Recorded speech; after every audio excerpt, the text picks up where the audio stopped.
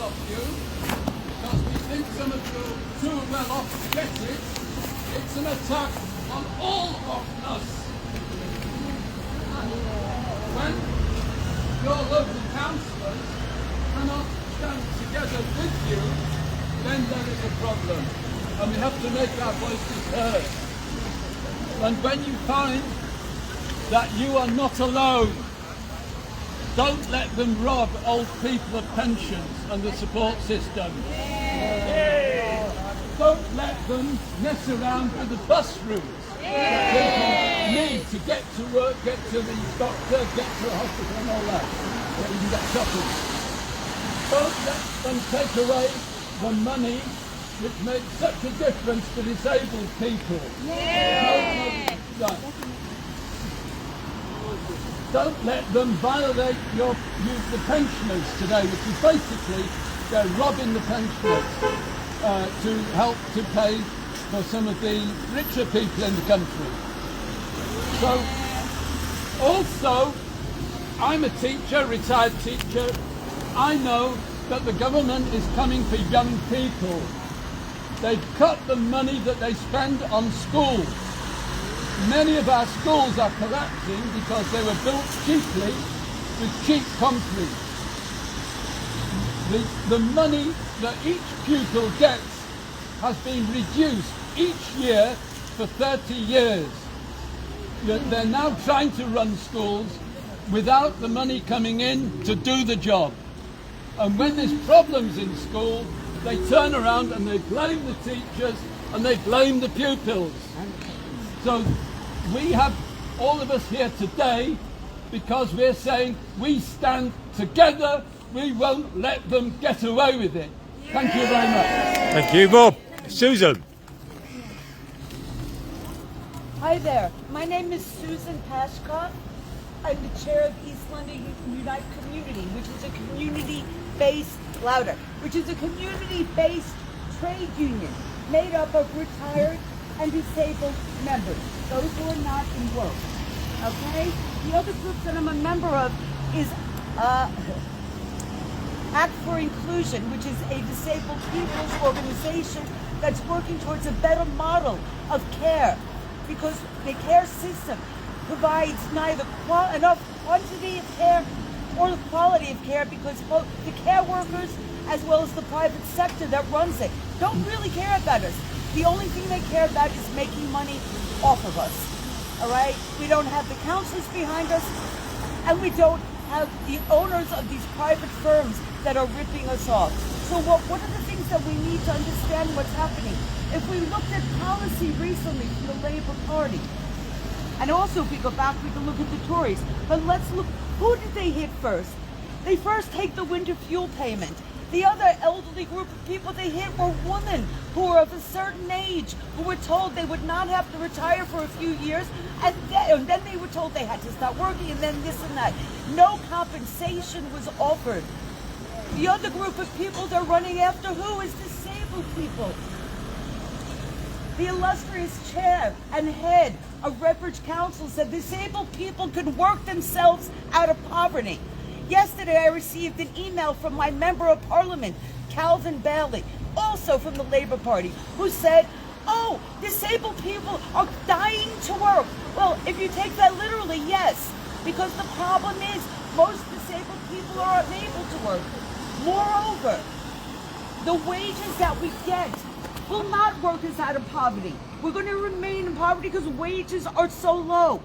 Disabled people also, when people hire them, have the right to reasonable adjustments. If bosses can get people for cheap, why would they pay more for disabled people? Meanwhile, they sit there and they blame disabled people, women taking care of children and family members who have impairments at home, and they blame them for an economic crisis caused by bad economic policies. We cannot have it. They are trying to turn us against each other. They are trying to divide us, and we cannot let them divide us. We must stand together in our communities with each other. When you take away one of the few things that disabled people have, the disabled Asian Women's Network, a place where people can come together and support each other. When you take that away, you're destroying the heart of our communities. It's not only people in work that make this society function. And we saw that during the pandemic. It's the people who sat there caring for each other, who went to get prescriptions for each other, who made sure that we had food in our homes.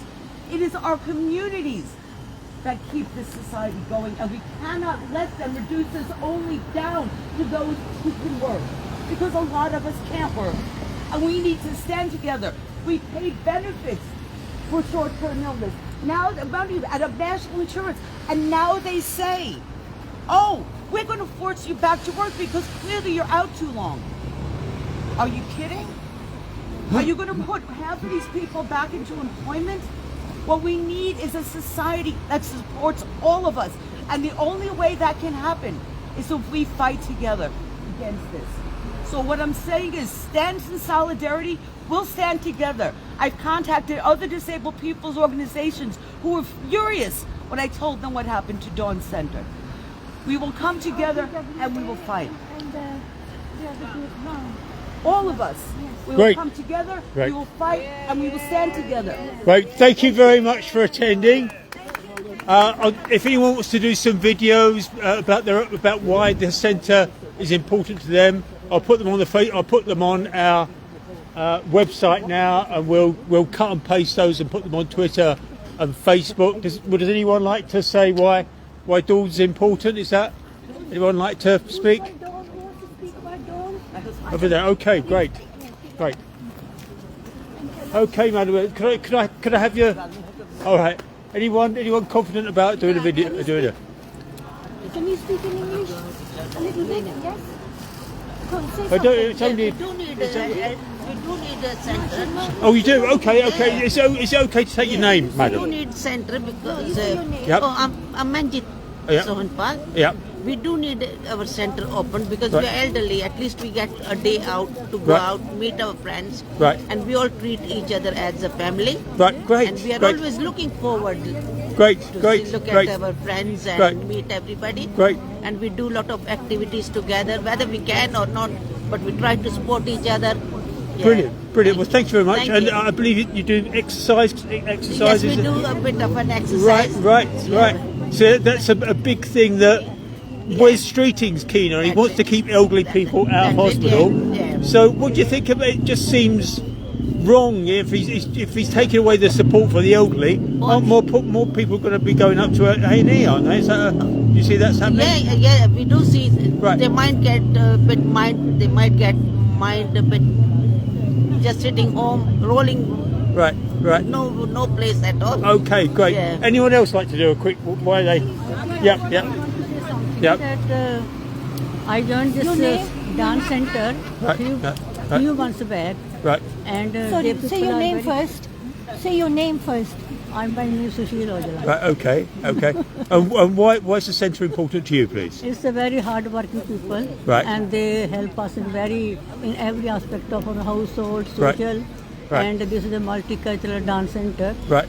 and this is also a religious diversity. Right. Okay. And these two nice ladies, Right. they work very hard for us. Right. And Right. they also solve the problems of our social and economic. Okay. And Okay. and I do not want that this center to be closed Right. because these ladies are getting some benefit from here. Okay. Well, thank you very much for that. Okay. Anybody else like to have a? Yes, can I speak to everybody here? Okay. Sure. Right, everybody, listen. Good afternoon, everyone, and thank you for being here today. My name is Jagdish Thakkar, and I am the chairman of Red Bridge Gujarati Welfare Association, we call RGWA, a charity that has been serving the elderly and disabled community 3 days a week over last 30 years. RGWA is efficiently run with our dedicated committee members and volunteers. We don't take any money at all. We do a free service. Our organization provides vital social interaction, cultural activities, and essential services including health checks, benefits, advice, yoga, swimming and exercise in form of traditional folk dancing. We offer our members a place to come together, stay active and avoid the loneliness and isolation that can lead to serious health problems. However, today we stand here because Redbridge Council has decided to withdraw the grant that helps fund our premises. From 1st February 2025, RGWA, along with other charities like Redbridge Asian Mandal, they call it RAM, and Disabled Asian Women's Network, DAWN, will no longer receive financial support from the Council. This decision puts us at a risk of shutting down, leaving over about 1,000 people, 1,000 of our members, many of them elderly and disabled, without a safe and supportive place to go. If our organization closes, the impact will be severe. Many of our members rely on RGWA not just for social activities, but also for their mental and physical well-being. Sitting at home in isolation can lead to depression, it can lead to dementia and other conditions, which will ultimately put more strain on the already overburdened NHS. Which, at a time when the government has also cut down winter fuel payments and pensioners are struggling with higher taxes, removing this essential support is both unfair and unjustified. We have already protested outside Redbridge Council on 23rd of January, and despite media coverage and interviews, the Council has failed to respond to our concerns. Today we are here to make our voices louder. We demand answers from the Councillor Jas Atwal and his colleagues. It seems he has run away today. He's put the shutters down. He's escaping. He's a coward, I would say. He doesn't want to face us. Simple as that. Why has our funding been taken away? Why only selected charities? Why this discrimination against our elderly and disabled? And most importantly, what alternative support does the Council propose for our vulnerable members? We will not stay silent while our elders and disabled community members are neglected. We urge Redbridge Council to reconsider this decision and reinstate the grants that allow organizations like ours to continue providing these essential services. To everyone here today, thank you very much for your support in this extremely cold and rainy weather. Let's stand together, raise our voices and ensure that our community save RGWA, save Dawn, save Ram, save our community, no to cuts, do not discriminate against the elderly and the disabled. All right. Okay. Thank you. Okay, thank you. We've got Noor here. Is Noor here? Did you hear? All right, do come. Is Noor here? All right, great. Noor, you're on the list. My next? Yep. You're on Facebook now. Better come forward so people can hear you.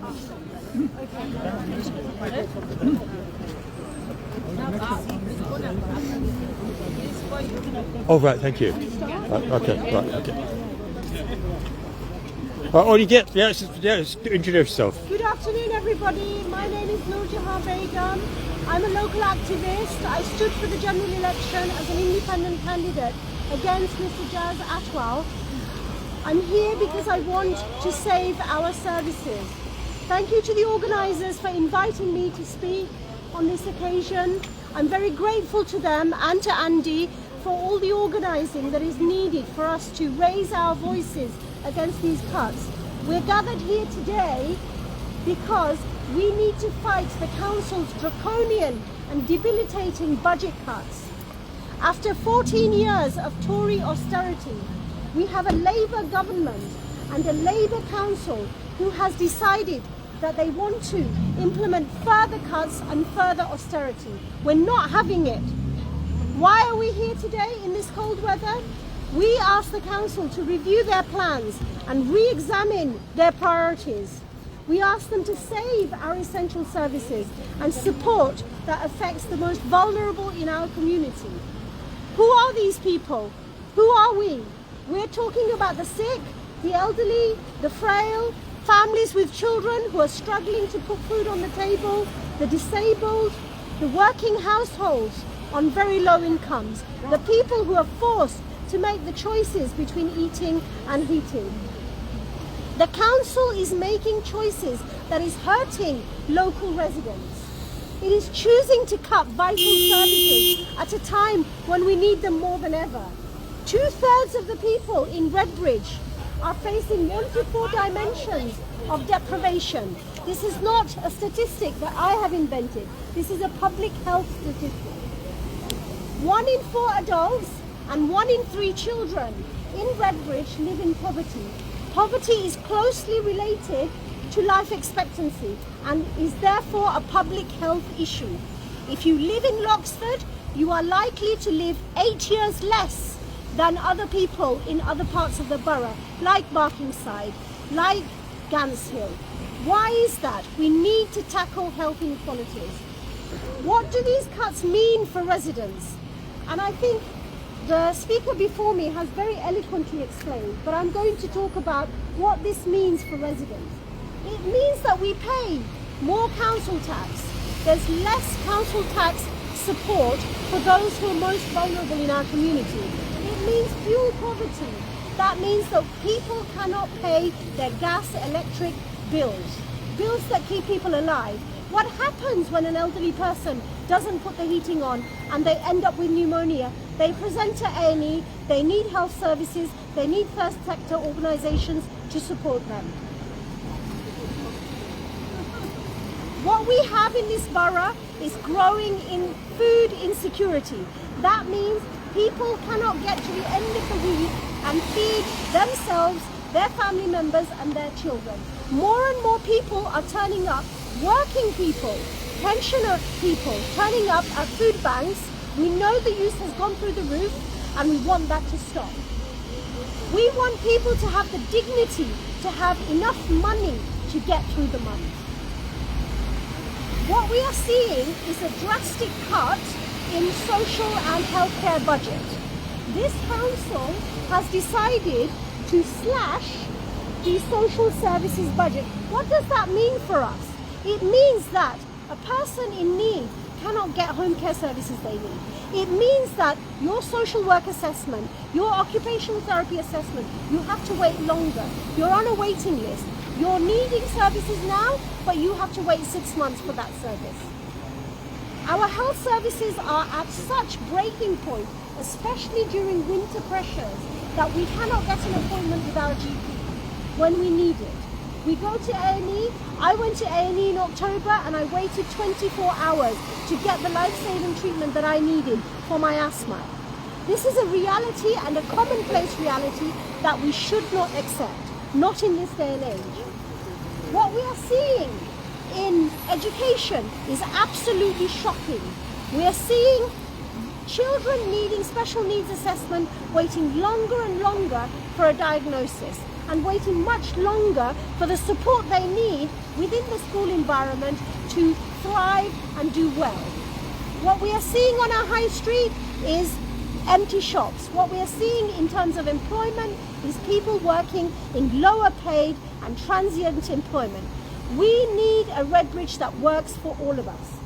Now, neighbouring boroughs, we can see that in neighbouring boroughs like Tower Hamlets, like Newham, they are investing in residents. How are they doing that? Well, Tower Hamlets are providing free social care. They're providing universal free school meals, education grants to those who need them, winter fuel payments for older people.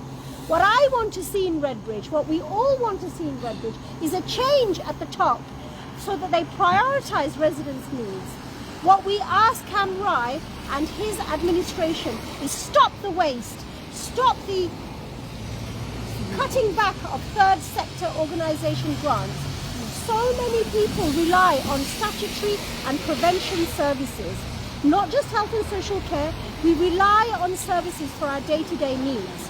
What we want to see is community, voluntary and faith organisations who are doing an amazing job propping up statutory services to be supported so that they can reach out to communities where statutory services cannot. I'm going to ask all of you, and your families and friends to keep on this campaign and make sure that Redbridge Council stop the cuts. Thank you very much. That's brilliant. Thank you very much. It's a cold day. Can I just say one word? Yes, that yes. haven't been covered. Yeah, sorry. Hello, my name is Neelam Pal. I'm the project manager of DAWN, Disabled Asian Women's Network. Thank you very much, Jagdish, that what you mentioned so far covered everyone. The only other thing I want to mention is when we were all set up, RGWA, RAM and DAWN, we were actually approached by the council initially, in all those years ago, to set up these organizations for our people who needed this service urgently. And now we become experts in this. We have actually worked with less money, minimum staffing, and everything that the council would be doing today to serve our community as best as we can. I'm telling you, if we had to one member of our group going to social services, there will be 3-4 workers attending to them in different ways. So I believe our services that we provide are worth the money. And I don't know why the council wants to stop all this. This is nonsense. This does not make sense. So I plead to the council to think again about these cuts, wherever they are going to be, and reconsider their decisions on our behalf. Thank you. Thank you very much, Neelam. Great, great. Well, it's a cold day, so we'll call it a day today. If they don't listen, I think the next person to appeal to, the final court of appeal as it were, is Wes Streeting. Because Wes Streeting is the MP in the borough, he's the health secretary, he should know that these cuts are going to drive people to A&E. So the council may save some money, but the health service will pay a lot more. So watch this space. We also tell people about the council meeting at the end of the month. Yes, that's the 27th. That's the 27th of February. But in the meantime, the next one, I would expect I'll talk to Nor, Susan, and Bob, and others. We'll get a date fixed to go to Wes Streeting's office. So thank you very much for coming today.